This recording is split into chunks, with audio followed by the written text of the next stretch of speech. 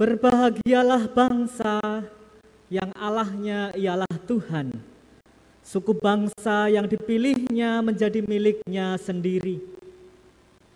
Seorang raja tidak akan selamat oleh besarnya kuasa, seorang pahlawan tidak akan tertolong oleh besarnya kekuatan. Sesungguhnya mata Tuhan tertuju kepada mereka yang takut akan Dia, kepada mereka yang berharap akan kasih setianya. Mazmur pasal 33 ayat 12, 16 dan 18. Jemaat yang dikasihi Tuhan, marilah kita muliakan Tuhan, sebab Dia Raja kita yang abadi, pahlawan kita yang sejati, Sang sumber rahmat bagi kita yang berharap kepadanya, telah memerdekakan kita.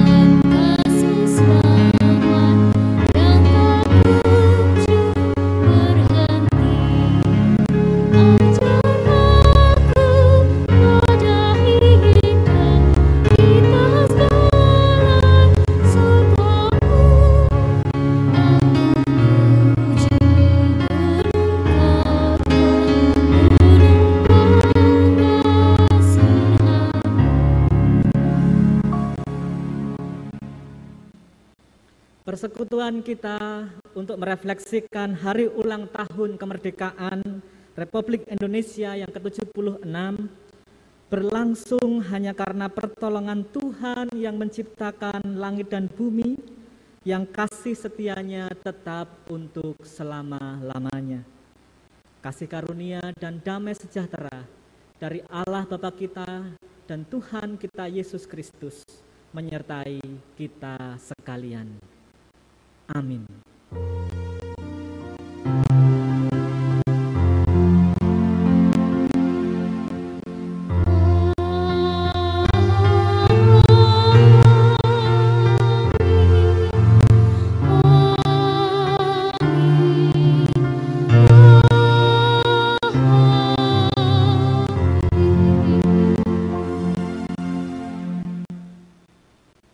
Jemaat yang dikasihi Allah, kemerdekaan bangsa kita yang saat ini kita rasakan adalah wujud kasih karunia Allah bagi kita yang harus kita syukuri. Kemerdekaan Allah, kemerdekaan itu adalah karunia Allah yang tidak tersedia bagi kita begitu saja. Namun ada banyak pahlawan yang merelakan dirinya untuk dipakai sebagai alat kemerdekaan di tangan Allah dan gugur bagi bangsa ini.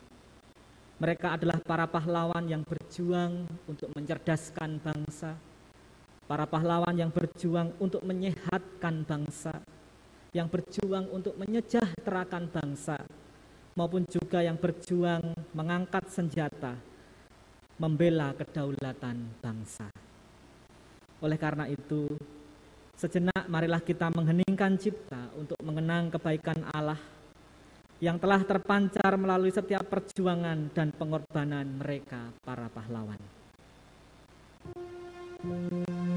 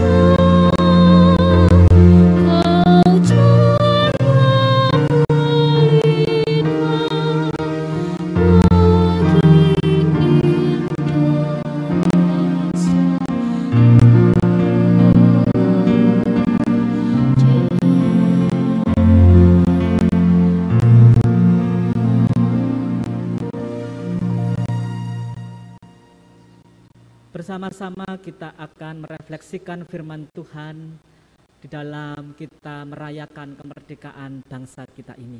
Oleh karena itu mari mohon pertolongannya di dalam doa. Kami menaikkan syukur Tuhan, sebab saat ini kami bersuka cita boleh merayakan kemerdekaan bangsa kami. Hari ini hari ulang tahun kemerdekaan Republik Indonesia yang ke-76. Terima kasih atas cinta Tuhan bagi bangsa ini. Dan saat ini kami akan bersama-sama belajar akan firman-Mu. Biarlah kami boleh menemukan hikmat Tuhan, kehendak Tuhan, bahkan cinta Tuhan atas bangsa kami maupun atas diri kami melalui permenungan firman Tuhan saat ini. Kami mohon Roh Kudus menuntun kami di dalam nama Tuhan kami Yesus Kristus. Kami berdoa. Amin.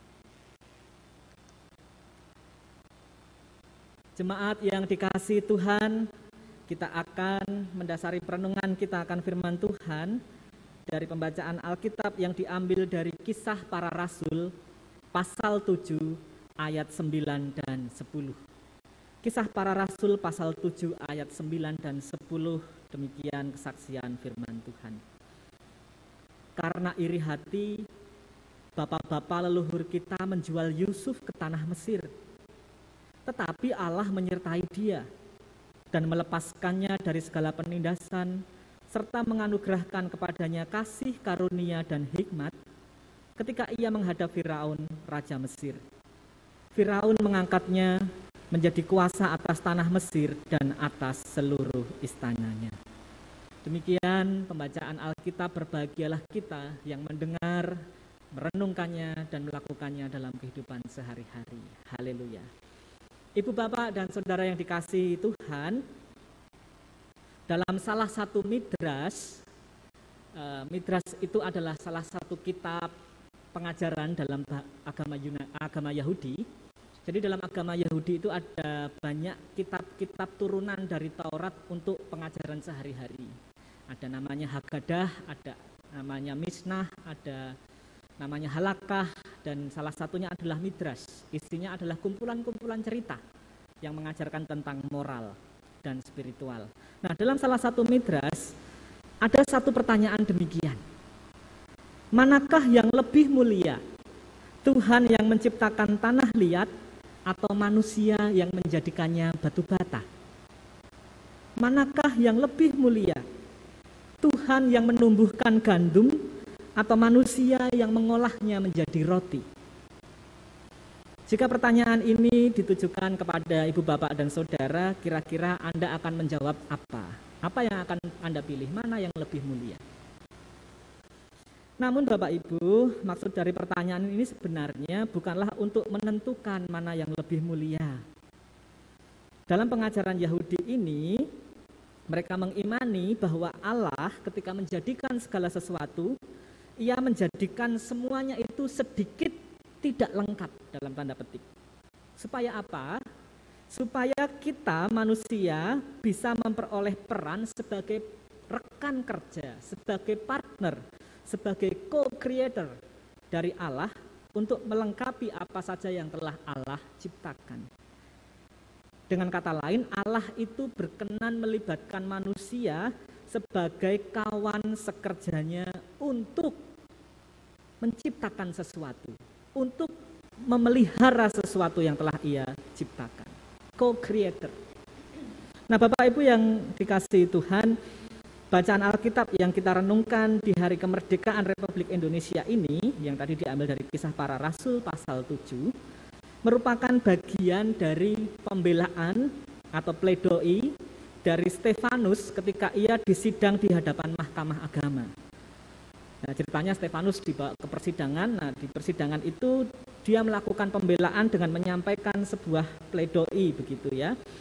Stefanus mengajak semua yang hadir dalam persidangan mengingat kembali tentang pemeliharaan Allah atas umatnya, di mana pemeliharaan Allah atas umatnya itu nampak dalam kisah kehidupan Yusuf. Stefanus mau menekankan bahwa Yusuf dipakai Allah untuk menjadi kawan sekerjanya. Bagaimana awal ceritanya? Awal ceritanya adalah Yusuf itu dikhianati oleh saudara-saudaranya yang iri terhadap dia. Yusuf dijual ke tangan orang asing, ke tangan orang Midian waktu itu. Kemudian dari tangan orang Midian dijual kembali ke tangan orang Mesir. Dan akhirnya di sanalah Yusuf menjadi budak di negeri asing. Kalau boleh dirasa-rasakan apa yang dialami Yusuf ini tentu sungguh memprihatinkan. Dia harus mengalami sebuah kehidupan yang pahit tanpa ia melakukan kesalahan apa-apa. Bahkan ketika dia harus berada di Mesir, dia tidak hanya menjadi budak, dia juga sempat dipenjarakan tanpa berbuat salah. Nah, disinilah kemudian nampak kuasa dan kasih pemeliharaan Allah itu dinyatakan. Ada pemeliharaan Allah di sana yang kemudian dinyatakan. Setelah bertahun-tahun hidup di Mesir yang tentu penuh dengan pergumulan dan penderitaan, Allah diam-diam begitu ya, memakai apa yang dialami oleh Yusuf itu sebagai caranya untuk memelihara kehidupan yang lebih besar. Yusuf terus dituntun oleh Allah, disertai oleh Allah, dan hingga akhirnya Yusuf bisa melepaskan diri dari keadaan yang buruk, mendapat kepercayaan dari Raja Fir'aun, dan kemudian dari sinilah kisah itu dimulai. Babak keduanya adalah orang-orang Israel pada saat yang sama mengalami paceklik, mengalami kondisi kelaparan, mengalami situasi yang buruk. Dan kemudian Yusuf inilah yang akan menjadi jalan pembuka supaya orang-orang Israel, bangsa Israel yang sedang ada dalam situasi sulit itu bisa mengungsi ke Mesir. Bahkan tinggal tetap di sana untuk menikmati kehidupan yang lebih makmur. Nah, Bapak Ibu yang dikasihi Tuhan, keberhasilan yang diraih oleh Yusuf di Mesir, yang mana akhirnya dipakai Allah juga untuk menjadi penyelamat bagi bangsa Israel dari bencana kelaparan, tentu bukanlah sesuatu yang instan. Di balik itu semua ada kisah panjang kesetiaan Allah yang terus menuntun dan menopang Yusuf. Selain itu, tentu juga ada kisah panjang kesetiaan Yusuf dalam menjalani kehidupannya di Mesir.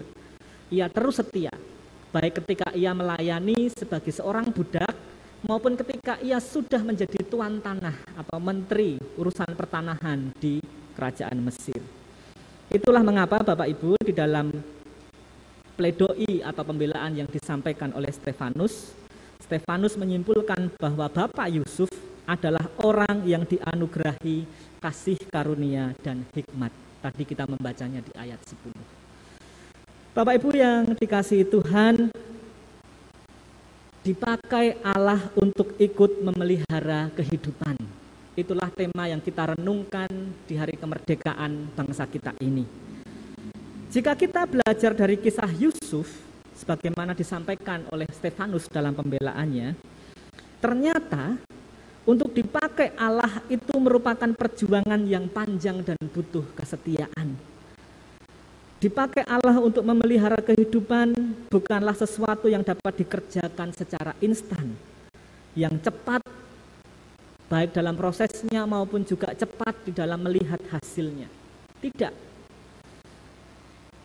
Proses untuk dipakai Allah memelihara kehidupan adalah proses yang panjang dan belum tentu juga buahnya akan langsung kelihatan. Seperti yang dialami oleh Yusuf, bertahun-tahun harus mengalami masa berat dulu di tanah Mesir. Nah, Bapak Ibu, masalahnya adalah kesetiaan berproses bersama Allah seakan sudah menjadi barang langka di zaman ini. Saya pernah bertemu dengan seorang pemerhati lingkungan dan kemudian dia mengatakan kepada saya begini, seandainya pohon-pohon itu bisa menghasilkan wifi atau sinyal internet, saya yakin pasti semua orang akan berlomba-lomba menanamnya. Bagi saya, kalimat yang dia sampaikan ini adalah sebuah kalimat sindiran atau kalimat satire yang sangat dalam maknanya. Ia mau menegaskan bahwa di zaman ini banyak orang yang hanya peduli dengan sesuatu jika sesuatu itu berdampak langsung dalam hidupnya. Wi-Fi atau sinyal internet itu adalah sesuatu yang tentu berdampak langsung dalam hidup kita saat ini. Terlebih di saat pandemi, kita sangat bergantung kepada yang namanya sinyal internet.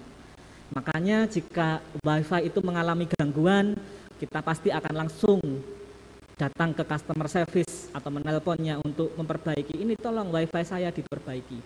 Atau kalau kita berlangganan itu jauh sebelum batas temponya itu habis, kita sudah ingat-ingat, wah ini harus perpanjang, ini harus bayar supaya nanti tidak diputus langganannya. Atau kalau kita pakai kuota, kita selalu cek sebelum kuota itu menjadi 0, sebisa mungkin harus diisi ulang supaya jangan sampai kehabisan kuota. Bahkan lewat kalimat sindiran dari seorang pemerhati lingkungan tadi, jika seandainya pohon bisa menghasilkan sinyal internet, pasti semua orang rela menanam pohon memenuhi halamannya. Nah itu sinyal internet, Wi-Fi, karena berdampak langsung. Tapi coba kita lihat pohon. Terhadap pohon, seberapa banyak orang yang peduli dibandingkan orang yang peduli terhadap Wi-Fi. Jika ada 1-2 batang pohon di kompleks tempat kita tinggal yang ditebang, apakah ada di antara Bapak Ibu yang kemudian merasakan kesedihan? Kebanyakan dari kita akan merasa biasa saja lah lihat pohon ditebang, kan begitu. Karena apa? Karena pohon tidak memiliki dampak langsung bagi kehidupan kita. Seolah-olah begitu, padahal darinya lah kita mendapatkan udara yang sehat. Nah Bapak Ibu yang dikasihi Tuhan, mentalitas seperti inilah yang harus kita ubah untuk mengisi kemerdekaan bangsa kita. Kesediaan dipakai Allah untuk memelihara kehidupan adalah kesediaan untuk tetap mengerjakan hal-hal yang baik, terlepas itu punya dampak langsung terhadap kita atau tidak.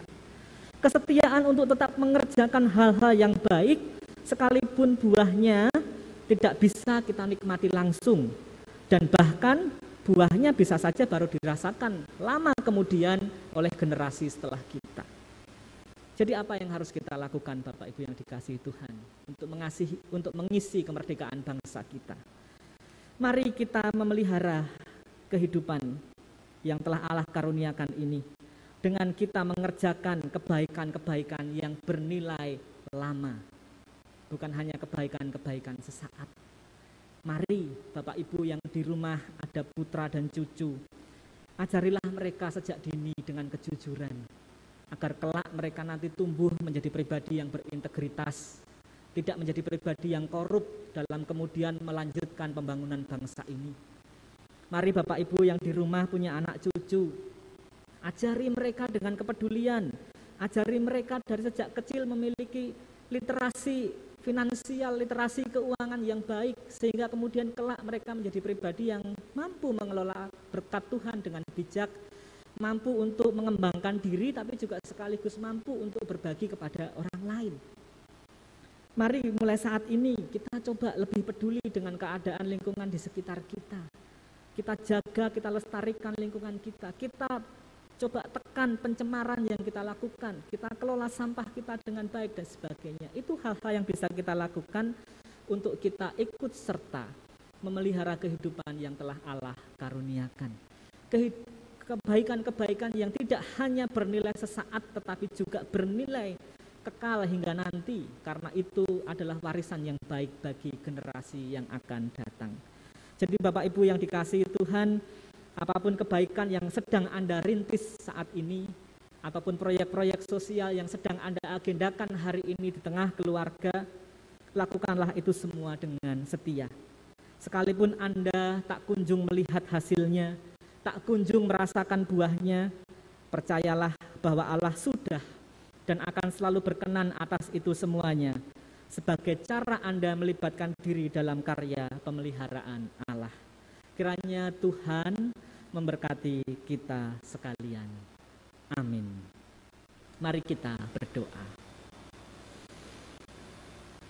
Bapa, terima kasih atas firman-Mu yang mengingatkan kami untuk setia mengerjakan kebaikan, sekalipun kebaikan itu tidak selalu dapat kami rasakan langsung hasilnya, tidak selalu dapat kami nikmati langsung buahnya. Tapi kami percaya Tuhan, bahwa kebaikan meskipun sederhana yang kami mulai dari saat ini pasti akan menuai buah yang baik pula. Oleh karena Tuhan ada beserta dengan kami, menyertai kami dan memberkati apa yang kami kerjakan. Dan kami serahkan Bapa segala sesuatu yang telah kami kerjakan dan akan kami kerjakan untuk bangsa ini. Biarlah Tuhan yang memakainya untuk kebaikan bagi kehidupan di bangsa ini. Saat ini Bapa, kami juga mohon ampun jikalau kami sebagai bagian dari umat manusia di bangsa ini, kami masih sering berdiam diri atas keadaan yang masih belum baik di dalam kehidupan bangsa ini. Kami masih sering berdiam diri ketika melihat kemiskinan, ketimpangan ataupun ketidakadilan. Ampunilah kami dan tolonglah kami untuk memulai mengulurkan tangan atas keadaan itu. Maupun juga Tuhan, kami sebagai umat Kristen di bangsa ini, ampunilah kami jikalau kami masih sering menghakimi mereka yang berbeda agama dengan kami, ataupun kami yang masih sering mendiskriminasi orang lain yang berbeda keyakinan dengan kami. Ajarlah kami untuk mengasihi setiap orang dengan berbagai latar belakang di bangsa yang penuh dengan kebinekaan karunia Tuhan ini. Dan kami mohon berkat-Mu atas bangsa ini, pulihkanlah Tuhan bangsa kami secara khusus di tengah kondisi pandemi ini. Ada banyak krisis yang harus kami tanggung bersama. Tuhan berilah jalan keluar, Tuhan pakailah pemimpin-pemimpin yang telah Engkau beri kepercayaan untuk memimpin bangsa kami, agar mereka dapat melahirkan kebijakan-kebijakan yang terbaik. Dan juga satukan kami Bapa bangsa ini, jauhkanlah kami dari segala perpecahan, jauhkanlah kami dari segala kepentingan politik sesaat, sehingga kami boleh bahu-membahu mengerjakan yang terbaik bagi bangsa ini. Dan kami mohon gereja-Mu secara khusus GKJ Suryo Diningratan juga boleh menjadi garam dan terang di tempat di mana Engkau tempatkan. Di lingkungan sekitar kami boleh memberikan kesaksian yang baik. Semuanya kami mohon di dalam nama Tuhan kami, Yesus Kristus, Raja atas segala bangsa. Amin.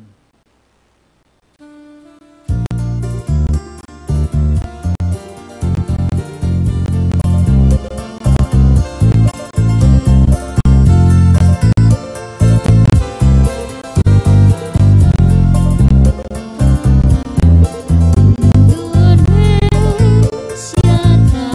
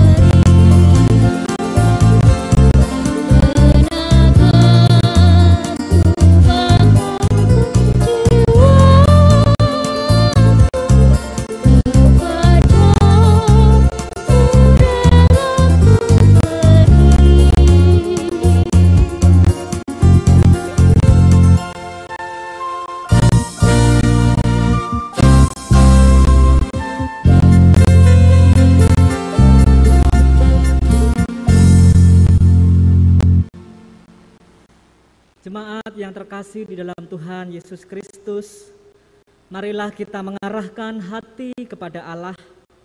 Kita jalani kehidupan menjadi saksi Kristus, dan kita libatkan diri dalam karya pemeliharaan Allah, yaitu memerdekakan mereka yang terbelenggu dalam duka dan ketidakadilan. Dan kini kita terima berkat dari Allah. Kiranya Allah berjalan di depan kita sebagai penunjuk arah masa depan bangsa ini.